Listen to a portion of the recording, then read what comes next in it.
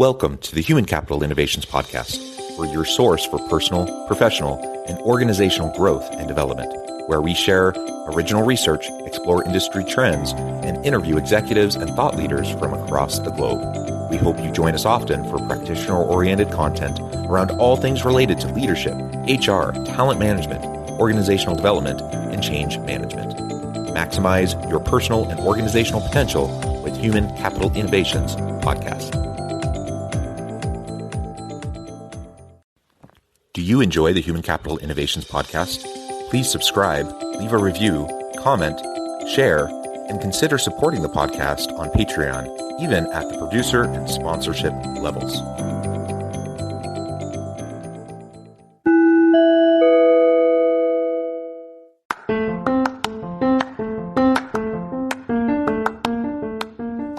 Welcome to the Human Capital Innovations Podcast. In this HCI Podcast episode, I talk with Catherine Hutchison and Dan Hogenkamp about team culture and what it's like to be a small organization that drives innovation within a larger company.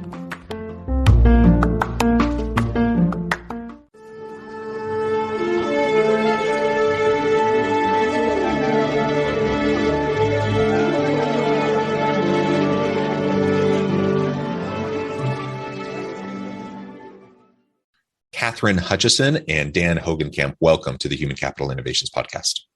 Thanks for having us, John. Yeah, it is a pleasure to be with you today. I'm super excited to have a nice conversation. Catherine, you're joining us from the Austin, Texas area. Dan, you're joining us from Philadelphia. I'm south of Salt Lake City in Utah. So we have a bit of a cross-country flavor to our conversation today. We're going to be talking about team culture generally, but also specifically in this kind of unique context that you find yourselves in right now. And that is, what is it like to build a small organization that drives innovation within a larger company? So it's kind of this tension of cultures as you have different units within a larger umbrella organization. And I think as we were talking in the pre-interview, I think many of us have experienced this and felt this tension and this struggle in the past. And frankly, I think most organizations struggle with having a healthy, positive team culture anyways. And then when you have this kind of a dynamic, it makes it even more challenging. So we're going to unpack that, talk about your experience and what you have done to try to navigate it and to really promote a really healthy, positive, dynamic team culture to drive innovation within your team. As we get started, I wanted to share Catherine and Dan's bios with everybody. Catherine Hutchison is the Senior Director of Threadsy.com, one of the nation's leading online retailers for blank apparel. She joined Threadsy in 2021, leading the launch of the business and delivering significant growth during the company's first year. Prior to Threadsy, she held multiple leadership roles in marketing and e-commerce at Retail Me Not and Whole Foods Market. Dan Hogenkamp is VP of e-commerce at Alpha Broder, one of the nation's largest distributors of imprintable blank apparel and hard goods. He provides executive leadership for Threadsy.com, a leading retailer of blank apparel online. He has been at Alpha Broder since 2019 and has served in a variety of leadership roles spanning finance, strategy, and now e-commerce. Prior to joining Alpha Broder, Hogenkamp spent 13 plus years in consulting. You both have tremendous backgrounds and expertise. Thank you so much for taking your time out of your busy schedules to join me and to share your insights with me and my listeners. Before we launch on into the conversation, is there anything else you would like to share with the listeners about just your own personal backgrounds, your own personal career trajectory and story? And then we can launch on into the conversation for today. Nothing for me, just besides thanks for the time and for being here. It's exciting to be part of the conversation with you and to meet your listeners as well. You are not overly verbose, and that is totally fine. It's coming, John. It's coming. It's coming. So sometimes I ask that opening question, and people, want to share, everything, and I like getting straight to the topic at hand. So that's wonderful.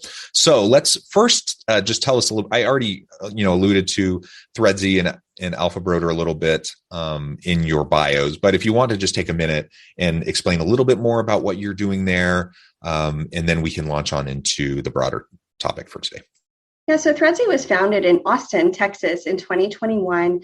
And our mission is to help people who need to buy blank clothing for their businesses or for events or maybe projects they're doing at home, but they're not a great fit for the traditional wholesale buying model, or rather that wholesale buying model isn't a good fit for them.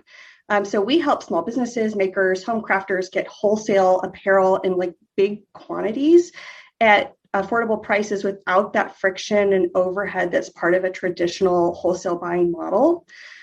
So to shop threadsy.com, folks just shop online from our catalog of 70,000 plus products.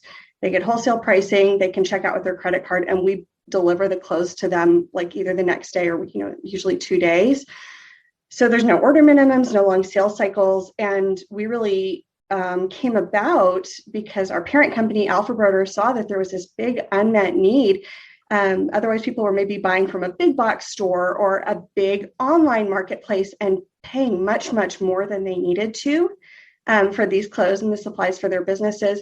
And also, frankly, I know this as a parent or as a crafter, it's kind of a struggle if you're shopping at a big box store to get the quantities of clothes that you might need for like a family reunion or for a business case. And so Threadsy came about really to meet that need.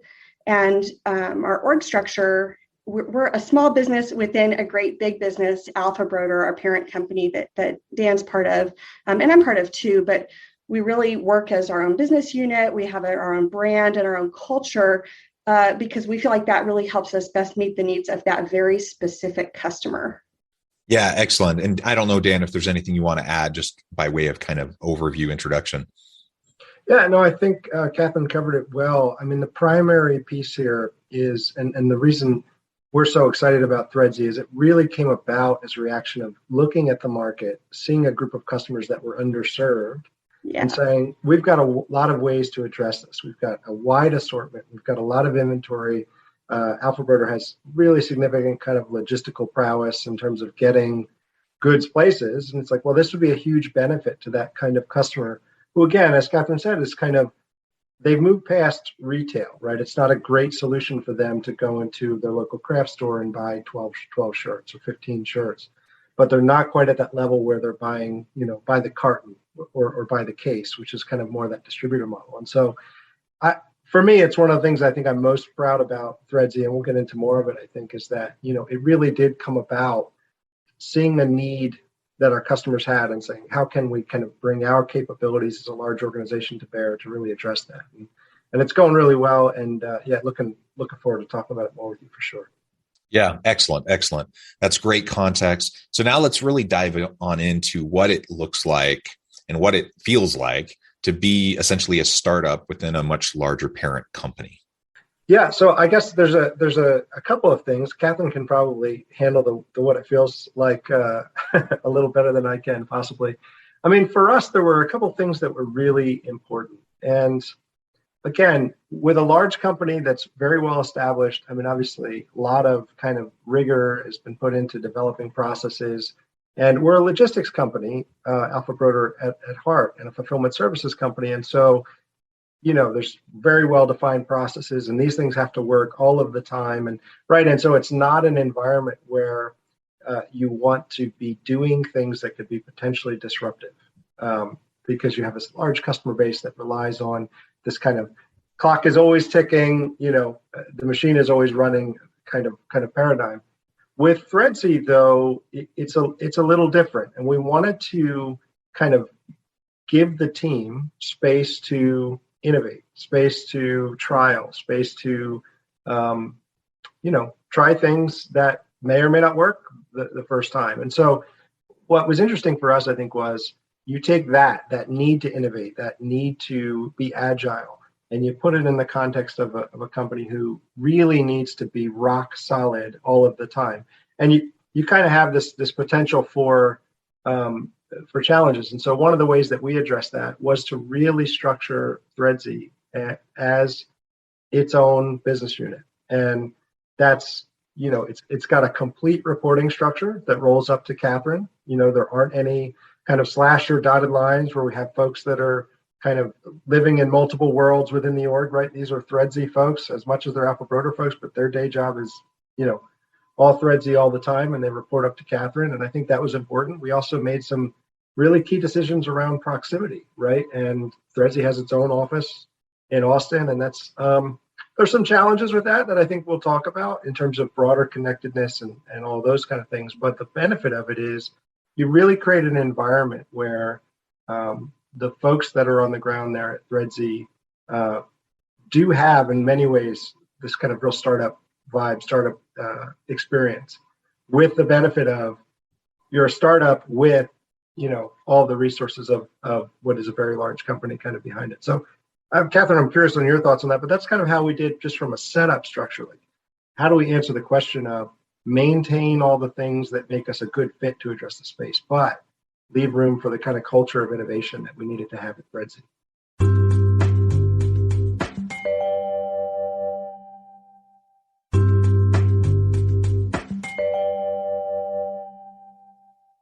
In 2021, it was interesting because I actually, I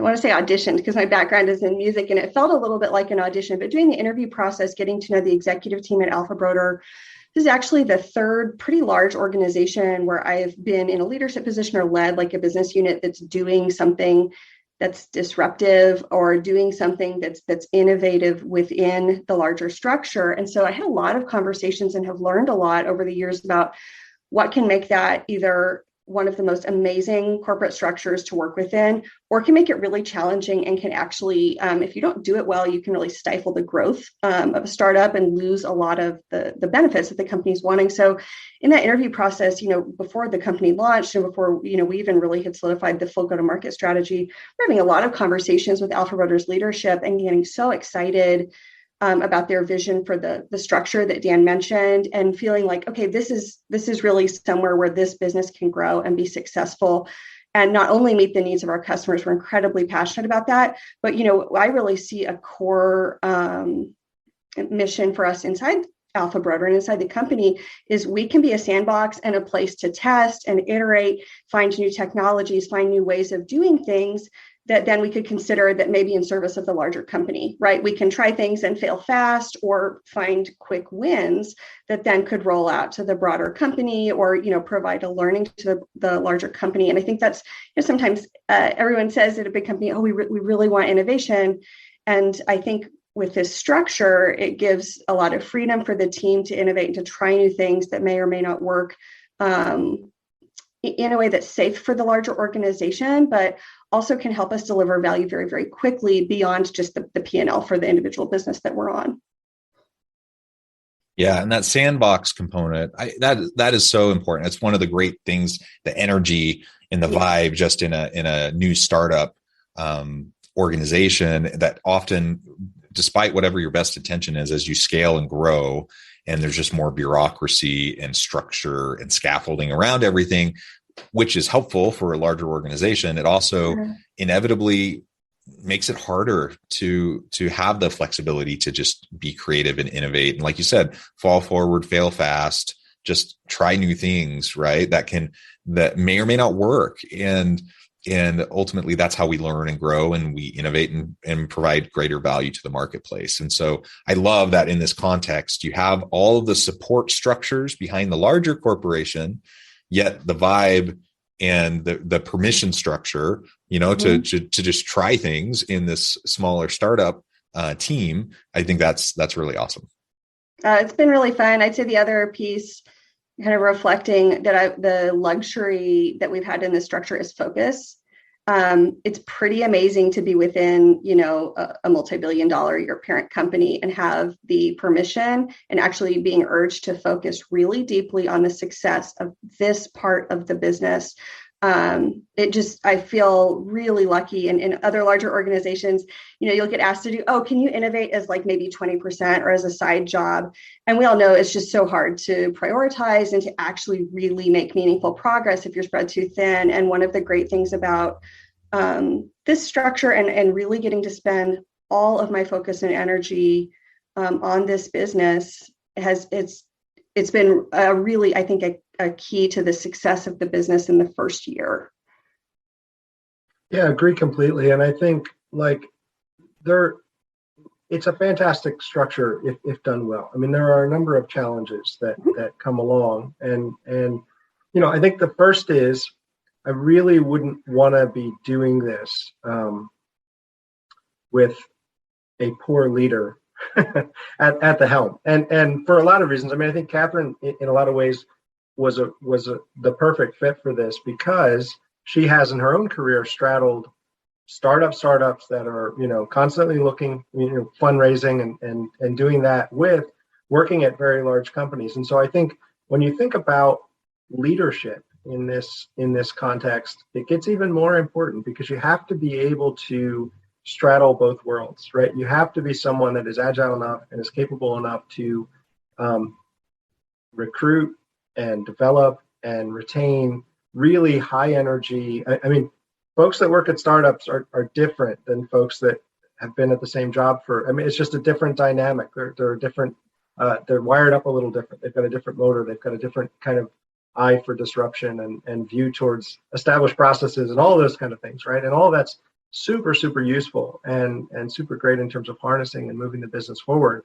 But you have to have that person that can kind of grow and cultivate that while at the same time be perfectly at home in front of a board, right? Or an executive team. And that can manage high growth, high change environments with a context that's more used to things that are more predictable. And so I think it becomes a super important piece, like for anyone that's looking at doing this or thinking about doing this, you really can't underestimate the need to have a leader at the helm that can straddle both worlds and do both things, because otherwise you end up with someone who reads great on the parent company side and great in the executive sessions, but their team is frustrated and stifled and can't, right? Or you get that person who creates this incredible environment kind of at the startup component, and then just frustrates the living daylights out of everybody in the executive room because they can't ground, they can't, and so I think it's one of the things that's made us successful. And I think one of the key, there's a number of others, but I think that, it starts there with being able to manage both sides of that, because you do have very conflicting kind of context. Now, we're very fortunate in our case because our executive team at Alpha Broder is great and and has some entrepreneurial background themselves, and so just a really great team. We're very fortunate there. But man, I wouldn't want to be trying to do this in a situation where we had someone in Catherine's spot that wasn't able to kind of work in both those worlds. It's been a critical piece for us.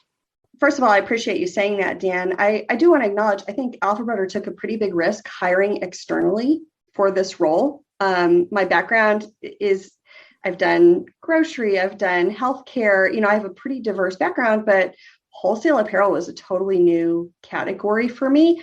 And luckily I love it. But, I do recognize, I think it's a big risk that Alpha Broder took to bring in leadership externally in what's a pretty tight, close-knit industry. And so that's something I don't ever take lightly or take for granted.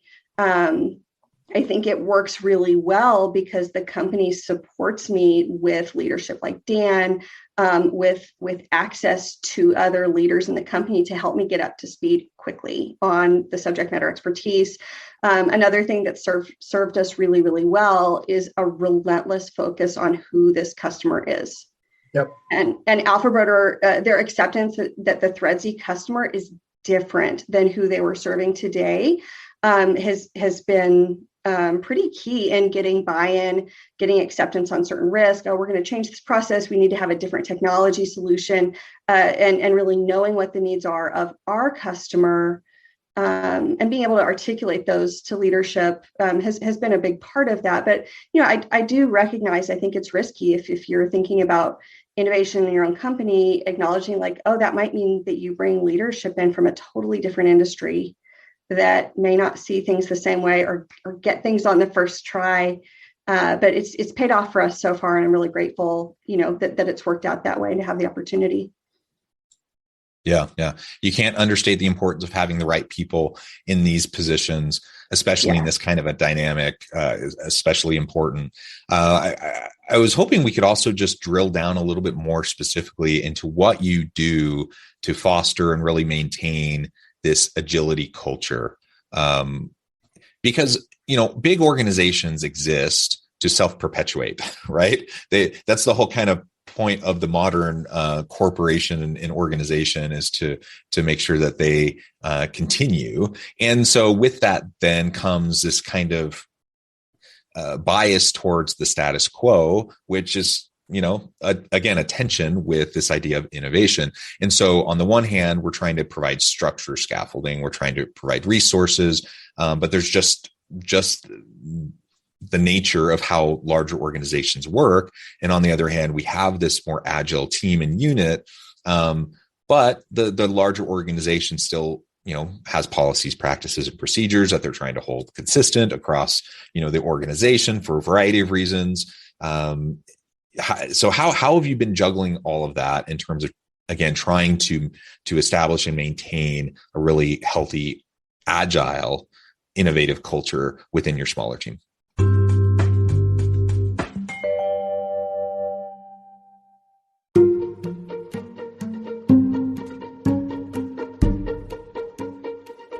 Welcome to the Human Capital Innovations Academy. Courses, micro-credentials, and certificates to upskill and reskill for the future of work. All HCI Academy courses, micro-credentials, and certificates are designed, developed, and delivered by award-winning and internationally renowned scholars, educators, thought leaders, executives, and practitioners. Our courses, micro-credentials, and certificates will help you make your mark on the future of work and make an immediate impact in your organizations. Check out the HCI Academy and our many course offerings and certificates to upskill and reskill for the future of work.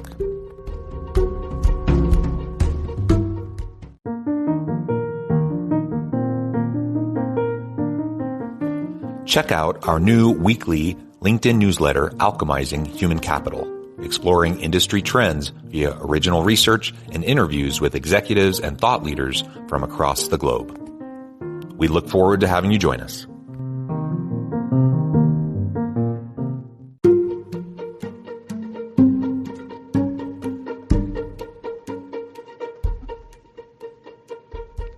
Check out Human Capital Innovations magazine, Human Capital Leadership.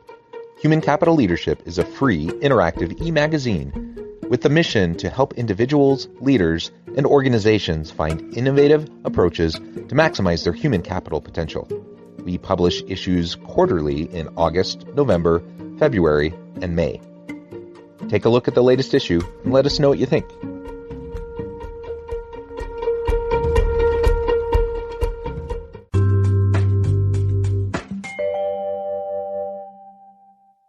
From the parent company side, it's really about, and we were fortunate in this case that this business is the same product, we're utilizing the same logistical pathways and things, but it's a different enough market. It's a different enough kind of path to market, and the way that we market to these customers, it's different enough from the parent where it's really a given that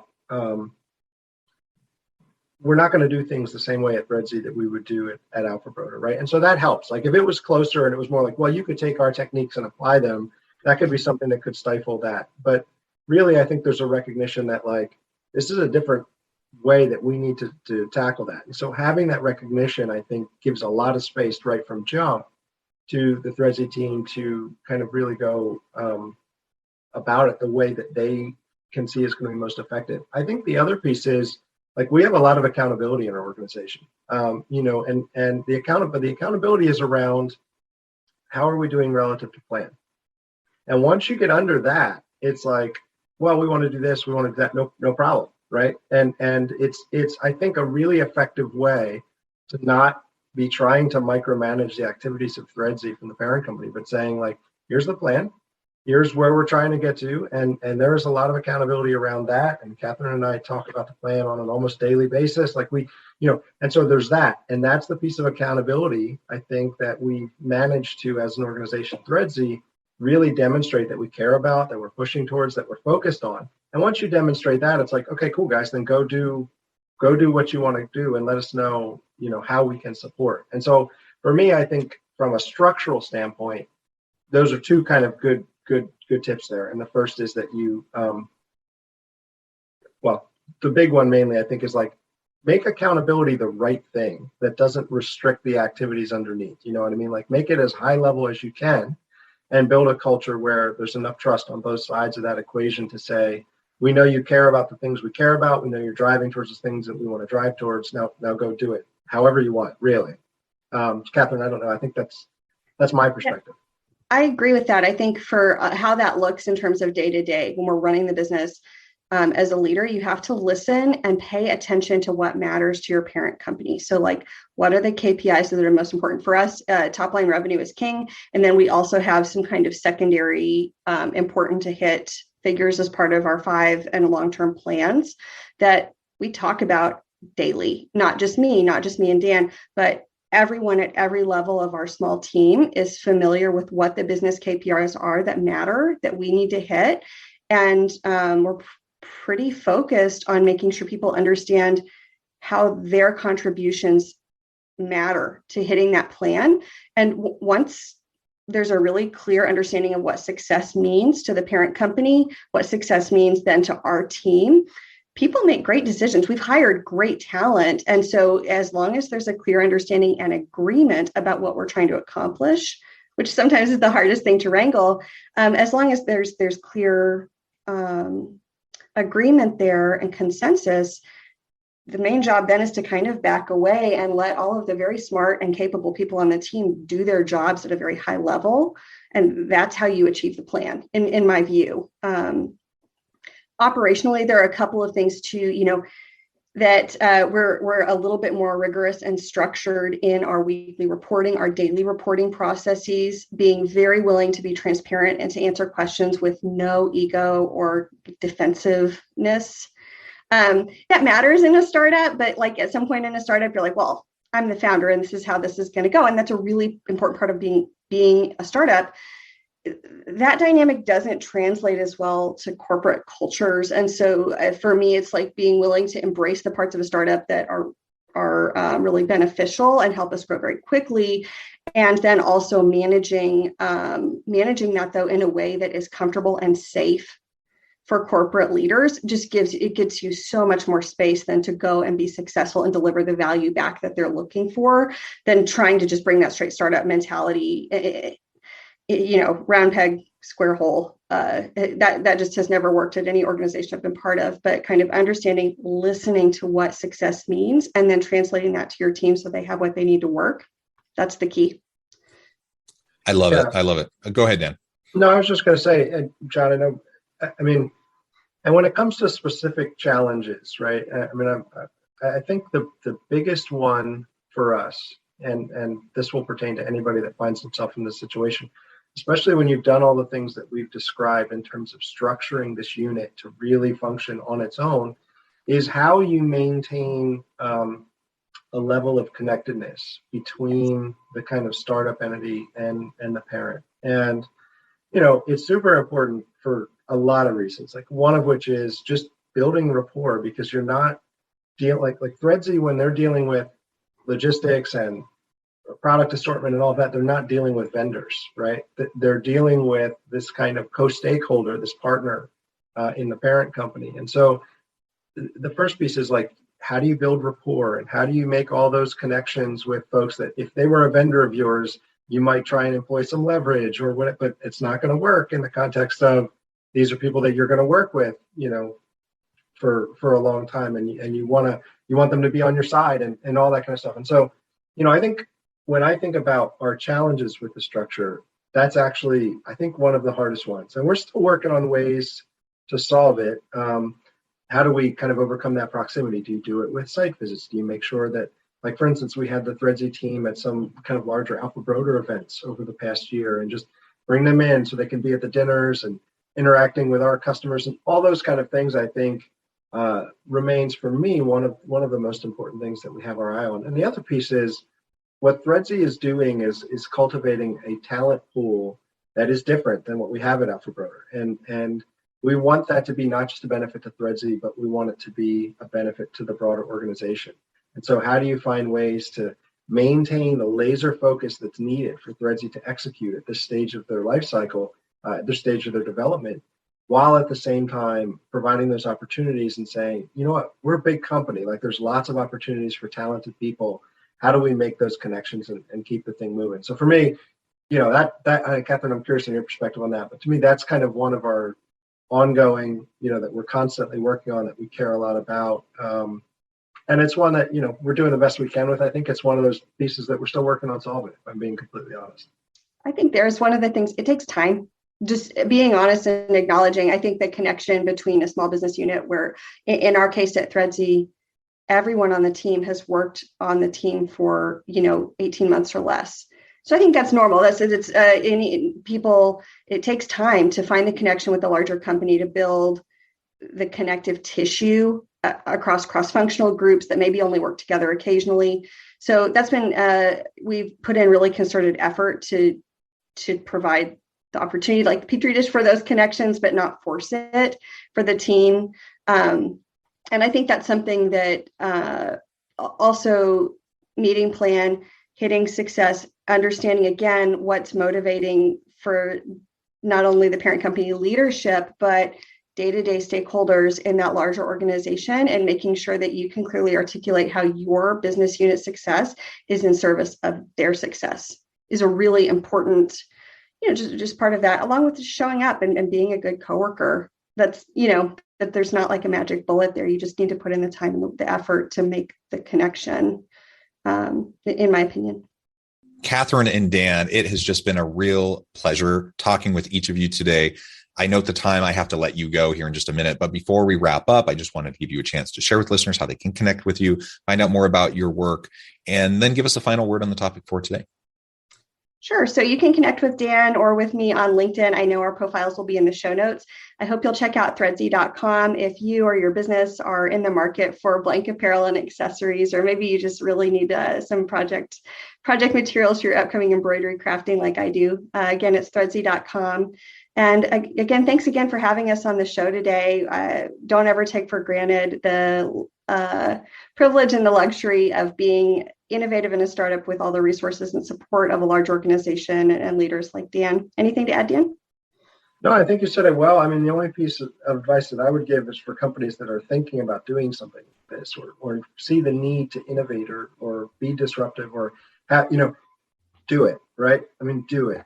And I think some of the things we've talked about there might be ways to do it that are better and more effective than others in terms of how you structure it, how you think about it, the things that you have to be deliberate about. But I mean, take the chance, move forward with opportunities like this. And I think what you'll find on both sides, on the parent company and the startup company, is that it can be a really rewarding, mutually beneficial, and like really impactful kind of relationship and process. And it's one that I think, is proven to be really, really good, both for Alpha Broder and the folks on the ThreadZ team. And, we're excited about what looks like a very bright future for both sides of that equation. So again, John, really appreciative of you having us on, and great to talk about it. And yeah, threadz.com, check it out.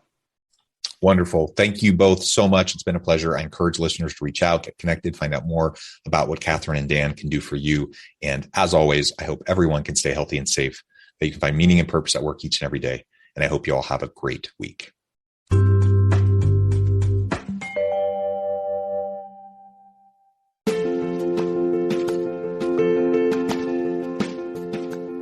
Check out my new book, The Future Leader, Creating and Transforming Next-Gen Organizations. Stemming from 2 decades of professional experience and over 600 in-depth interviews with executives, thought leaders, and scholars from across the globe, The Future Leader will help you explore the ordinary, everyday actions that will help you to prepare to lead in the future of work, to respond to an uncertain future, and to produce extraordinary results for individuals, teams, and organizations.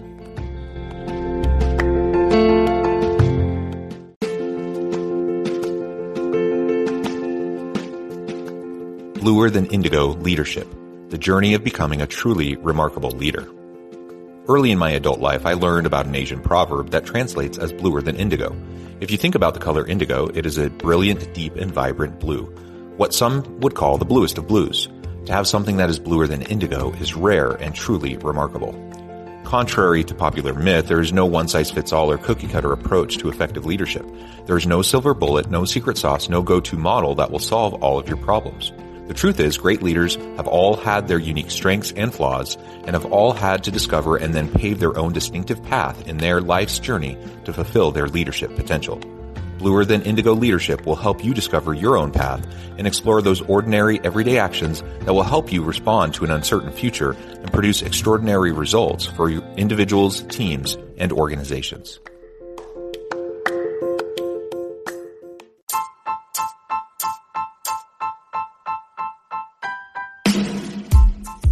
The alchemy of truly remarkable leadership.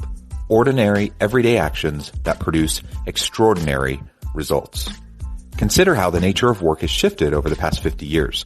With increased globalization, rapid technological advancement, and the shift in economic composition, the average job of today looks very different than the average job of 50 years ago. What will the jobs and organizations of tomorrow look like? Moreover, what does this all mean for organizational leaders? What are the core competencies and capabilities of organizations and their leadership that are prepared for continued disruption and geopolitical and socioeconomic shifts? Regardless of what the future holds, increasingly, leaders need to be socially minded, data-driven, decisive, champions of talent, and disruptors of the traditional notions of leadership, teams, organizations, and work. The alchemy of truly remarkable leadership will help you to explore your own leadership competencies and capabilities and consider ways to apply and implement them into your workplace and personal life.